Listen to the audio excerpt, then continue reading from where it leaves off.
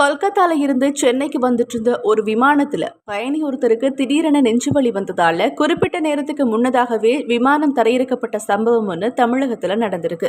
கொல்கத்தால இருந்து ஆகஸ்ட் 2ஆம் தேதி விடியற்காலமே 5:05 அளவுல சென்னைக்கு 170 பயணிகளோட இண்டிகோ ஏர்லைன்ஸ் விமானம் போயிருக்கு. அந்த விமானம் காலையில 7:25க்கு சென்னையில தரையிறங்கணும். விமானம் பறந்துட்டு இருந்த போது விமானத்தில் இருந்த பயணி ஒருத்தருக்கு திடீரென நெஞ்சு வலி ஏற்பட்டிருக்கு. இந்த விமானம் சென்னையில தரையிறங்கிறதுக்கு இன்னும் 1 மணி நேரம் இருந்திருக்கு. அப்போ சென்னை விமான நிலையத்தை தொடர்பு கொண்ட அந்த விமானத்தோட விமானி பிரச்சனையை சொல்லி குறிப்பிட்ட நேரத்துக்கு முன்னதாகவே விமானத்தை சென்னையில தரையிறக்க அனுமதி கேட்டிருக்காரு. உடனடியாகவே சென்னையில இருக்கக்கூடிய விமான நிலைய கட்டுப்பாட்டு அறை அதிகாரிகளும் என்ன பண்ணிருக்காங்கன்னா, அந்த விமானத்தை அவசர கால அடிப்படையில சென்னையில முன்னதாகவே தரையிறங்கிறதுக்கு அனுமதி கொடுத்திருக்காங்க. அதே நேரம் சென்னை விமான நிலைய வைத்திய குழுவினரும் ஆம்புலன்ஸ் கூடவே விமான நிலைய ஓடுபாதைக்கு அருகாமையிலேயே தயார் நிலையில இருந்திருக்காங்க.